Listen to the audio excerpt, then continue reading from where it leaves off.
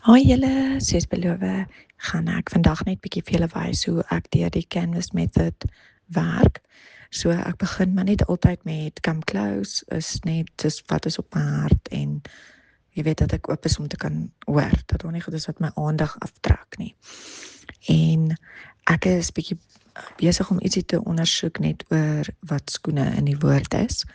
So ek het bo-aan dan net geskryf die datum en net dankie gesê vir my profetiese woord en toe het ek bietjie gaan kyk soos wat sê die Here oor skoene.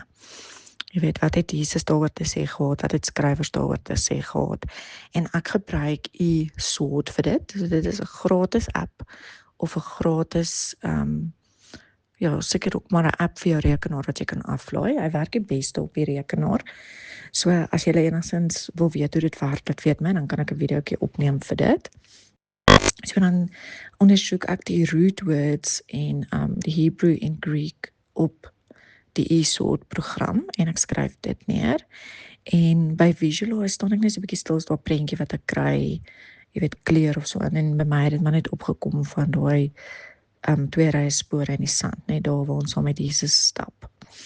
En die hele ding van Ruth 4 vers 7 het vir my baie uitgestaan. So ek het 'n stukkie net van dit gaan insit om net dit bietjie meer te ondersoek. En in my studiebybel het ek dan gesien hulle het ander verwysings ook. So dit sal ek nou weer op 'n volgende keer weer na daai verwysings gaan kyk van Psalm en Amos. En dan by Apply was dit vir my mooi geweest dat oral waar die Here met iemand praat, trek hulle skoene uit.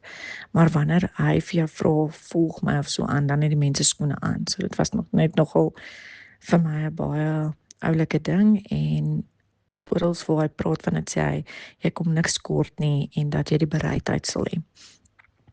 So by speak het ek net soos ingesit readiness to move with God, spiritual authority en dan by surrender was dit vir my mooi daar in Ruth net soos hoe dit Boas het gegaan en die Redeemer gaan wees vir Ruth en dan het hulle 'n sandal exchange gedoen. Dit klink so vreemd. Maar toe het ek net dit ook ingesit dat hy het haar gevat as sy bride en dit is ook wat Jesus vir ons kom doen het. Nou as jy nog skoene ondersoek sal jy sien dat dit gaan ook oor jou roeping of jou calling. Daar waar hy sê volg my uitgestuur. Ja, so dit is ook dan 'n ander tipe ondersoek wat jy kan doen oor die woord.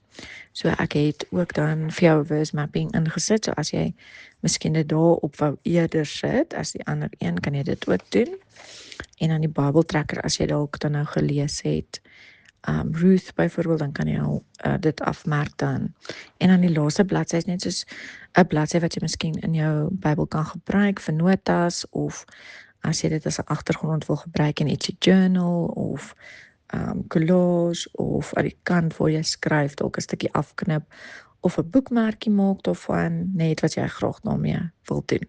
So ek hoop julle geniet hierdie manier van Bybelstudie doen. Ek hou ook daarvan om 'n image te generate of wat hierdie onthou, so ek sal dit ook vir julle bysit wat ek dan net vir ChatGPT vra om my image te maak omdat mens beter onthou as jy 'n image het.